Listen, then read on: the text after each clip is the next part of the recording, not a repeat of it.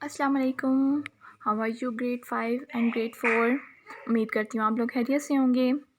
अच्छा जी बेटा, दोनों क्लासेस के बच्चे जल्दी जल्दी अपने माइंड में रिकॉल करें कि व्हाट इज़ इकोसिस्टम।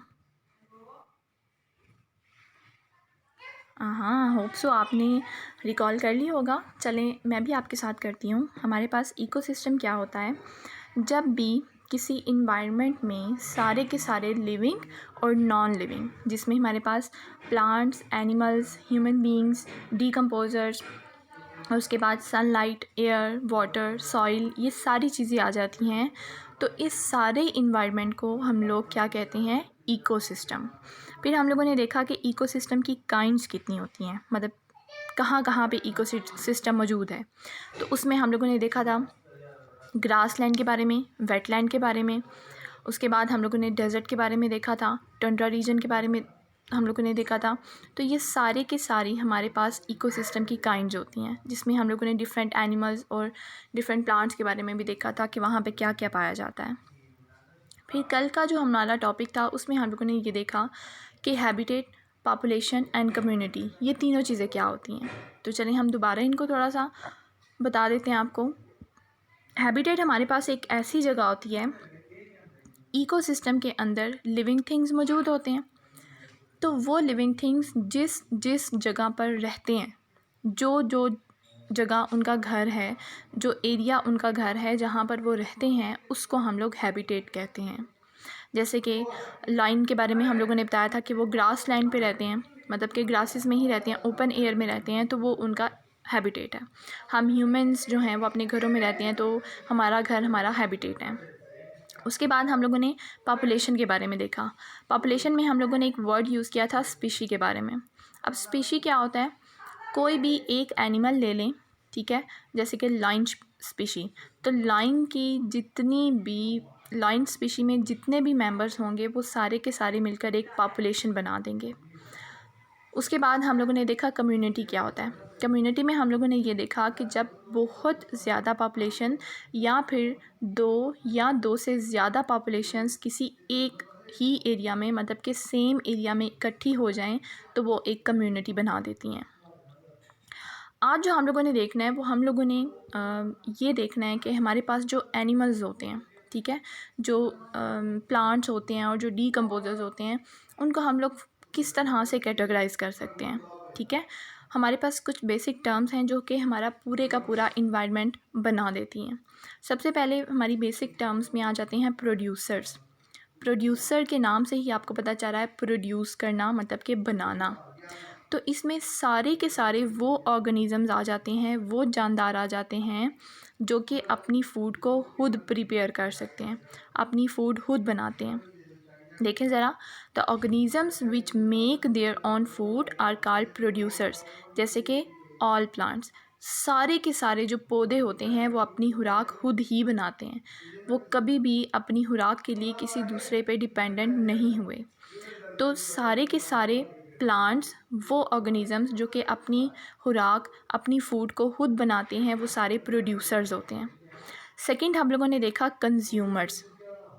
अब देखें ज़रा कंज्यूमर्स क्या होते हैं। कंज्यूमर्स हमारे पास ऐसे लिविंग थिंग्स होते हैं डेट ईट अदर कंज्यूमर्स या ऑर्गेनिज़म्स। कंज्यूमर्स हमारे पास ऐसे लिविंग थिंग्स होते हैं जो कि दूसरे जानवरों को खाते हैं या फिर दूसरे प्रोड्यूसर्स को खाते हैं। ये जो कंज्यूमर्स होते हैं ये प्रोड्यूसर्स को भी खा सकते हैं और दूसरे एनिमल्स को भी खा सकते हैं। आप इनको एनिमल्स में ही ले सकते हैं कि सारे के सारे जो एनिमल्स होते हैं वो कंज्यूमर्स में आते हैं। तो ये जो एनिमल्स होते हैं वो प्रोड्यूसर्स भी, मतलब कि प्लांट्स भी खा सकते होते हैं और ये दूसरे एनिमल्स को भी खा सकते होते हैं। उसके बाद इसकी एग्जांपल है एनिमल्स। उसके बाद हम देखते हैं डीकम्पोजर्स क्या हैं। All living thing that break down waste and dead plants and animal matter, for example bacteria. अब इसकी एग्जांपल मैं आपको ऐसे देती हूँ कि अगर आप एक रोड पे जाएं और वहाँ पर आप कोई भी एनिमल ले लें, जैसे कि डंकी है। अक्सर औक़ात आप देखते होंगे कि रोड्स पे कोई ना कोई डंकी जो है वो मरा हुआ पड़ा हुआ होता है, ठीक है। तो उसके ऊपर पूरी उसकी स्किन वगैरह सारा मौजूद होता है।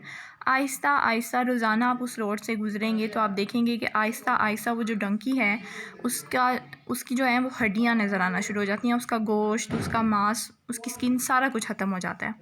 तो वो डेड एनिमल था, अब उसने खुद तो नहीं वो सारा कुछ ख़त्म करना था, उसकी बॉडी से वो सारा कहाँ गया? वो सारे का सारा जो डीकम्पोज़र्स उसकी बॉडी के ऊपर आ गए थे, उन सब ने उसकी बॉडी को मिलकर इस हालत में पहुंचा दिया और उसकी बॉडी की जितनी भी एनर्जी, जितने भी न्यूट्रिएंट्स थे, वो सारे के सारे ज़मीन में चले गए। तो ये ऐसे लिविंग थिंग्स होते हैं जो कि डेड प्लांट्स या फिर डेड एनिमल मैटर्स के जो वेस्ट होते हैं उनको ब्रेक डाउन करते हैं, उनको तोड़ देते हैं। जैसे कि एनिमल को उन्होंने उसके जो डेड बॉडी थी उसके मटेरियल को उन्होंने ब्रेक डाउन किया और ज़मीन में ले गए, और इसकी एग्जांपल है बैक्टीरिया। प्रोड्यूसर्स वो ऑर्गेनिज़म्स होते हैं या वो लिविंग थिंग्स होते हैं जो अपनी खुराक खुद बनाते हैं, और ऐसा सिर्फ़ और सिर्फ प्लांट्स कर सकते हैं क्योंकि उनमें क्लोरोफिल मौजूद होता है। कंज्यूमर्स ऐसे लिविंग थिंग्स या ऐसे एनिमल्स होते हैं जो या तो प्लांट्स पे डिपेंड करते हैं या फिर दूसरे एनिमल्स को खाते हैं। और डीकम्पोज़र्स ऐसे होते हैं जो डेड प्लांट्स और डेड एनिमल्स को डिकम्पोज करते हैं, उनकी बॉडी को तोड़ देते हैं। अच्छा जी, अब इसके बाद जो हमारा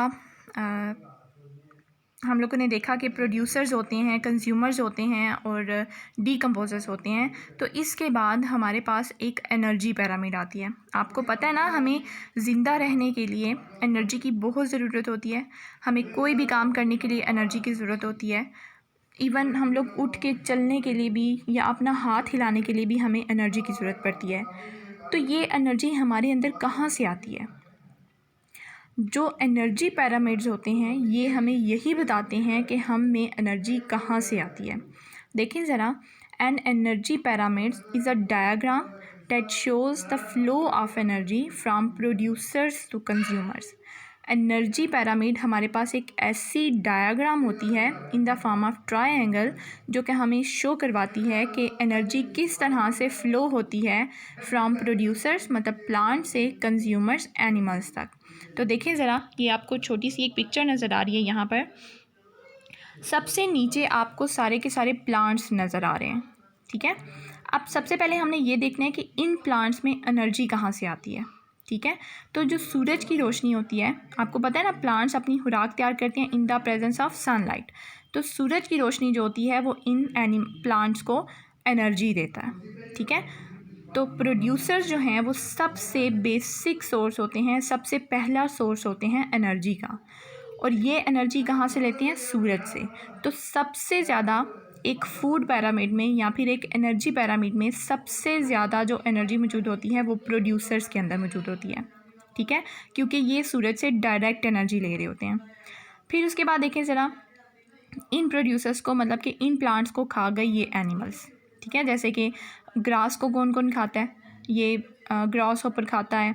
उसके बाद यहाँ पे प्रेरी डॉग भी है, डियर है और माउस है और ये बर्ड है, ये आंट है। तो ये सारे के सारे जो एनिमल्स हैं ये कंज्यूमर्स हैं, प्राइमरी कंज्यूमर्स हैं, मतलब कि जो कि ग्रास को खाते हैं। तो ये सारे के सारे प्लांट्स को खा गए ये वाले एनिमल्स, ये वाले। तो आप देखें ज़रा, इनके अंदर जो एनर्जी थी, सूरज से जो एनर्जी इनके अंदर आई थी, वो एनर्जी कहाँ पे चली गई? इन कंज्यूमर्स में। तो देखें ज़रा, अब यहाँ पे एनर्जी आई थी तो यहाँ पे एनर्जी गई, तो थोड़ी सी एनर्जी कम हो गई ना, ठीक है। उनमें ज़्यादा थी लेकिन इन्होंने जब इसको खाया तो इनमें एनर्जी आ गई, लेकिन उतनी नहीं आई जितनी प्लांट्स में मौजूद थी, क्योंकि वो जब हम कहते हैं कि फ़्लो ऑफ एनर्जी हो रहा होता है तो उसमें कुछ वेस्टेज भी हो रहा होता है, ठीक है। उसके बाद देखें ज़रा, इन एनिमल्स को ये वाले एनिमल्स खा गए। स्नेक खा गया, स्पाइडर है यहाँ पे, फॉक्स है। तो इन एनिमल्स को ये वाले एनिमल्स खा गए, कंज्यूमर्स खा गए। तो इनकी जो एनर्जी थी वो इनके अंदर ट्रांसफ़र हो गई, और फिर इनको किसने खाया? इन लोगों ने। जैसे कि ये आपके पास एक बियर बना हुआ है और ये फॉक्स बनी हुई है, तो इन सबको किसने खा दिया? इन लोगों ने। तो यहाँ से जो एनर्जी है वो कहाँ पे चली गई? यहाँ पर। हम ह्यूमंस भी जो हैं, ह्यूमन बींग्स भी जो हैं वो प्लांट्स भी खा सकते हैं और एनिमल्स भी खाते हैं। एनिमल्स में हम लोग आपको पता है कि हम लोग मुर्गी का गोश्त खाते हैं, उसके बाद गोट, कैमल, उसके बाद काऊ, ये सारा कुछ हम लोग जो हैं वो खाते हैं। तो यहाँ पर देखें ज़रा हमारी एनर्जी का फ़्लो देखें कि हम लोग प्लांट्स भी खाते हैं और हम लोग एनिमल्स भी खाते हैं, तो हमें एनर्जी डबल हो जाती है। तो हमने यहाँ पे यही बताना था कि एनर्जी पिरामिड में क्या होता है, कि एनर्जी का फ़्लो कैसे होता है। कि सबसे पहले जो एनर्जी आती है वो सन से आती है इन प्लांट्स, फिर प्लांट्स को खा जाते हैं एनिमल्स, तो वो एनर्जी एनिमल्स में चली जाती है, फिर उनको जो एनिमल्स खाते हैं फिर वो एनर्जी उनमें चली जाती है, और फिर उनको जो खाती हैं वही एनर्जी उनमें आगे जाके ट्रांसफ़र हो जाती है।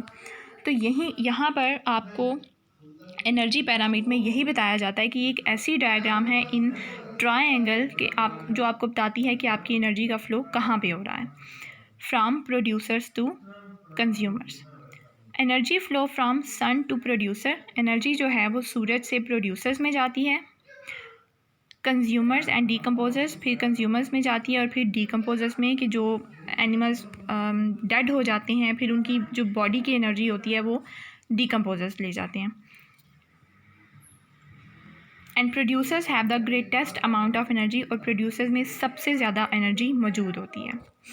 तो ये हमारा आज का टॉपिक था जिसमें हम लोगों ने ये देखा कि हमारे इर्द गिर्द के जो लिविंग थिंग्स होते हैं उनमें कैसी कैसी चीज़ें होती हैं। प्रोड्यूसर्स जो अपनी खुराक खुद बनाते हैं, कंज्यूमर्स जो कि दूसरों पे डिपेंड करते हैं, डीकम्पोजर्स जो कि डेड बॉडीज़ और डेड प्लांट से एनर्जी को हासिल करते हैं, और फिर उसके बारे में हम लोगों ने एनर्जी पिरामिड के बारे में देखा। नेक्स्ट हम इंशाल्लाह न्यू टॉपिक के साथ आपके पास आएंगे जिसमें हम लोग कंज्यूमर्स को फर्दर डिस्कस करेंगे। अभी के लिए अल्लाह हाफिज़।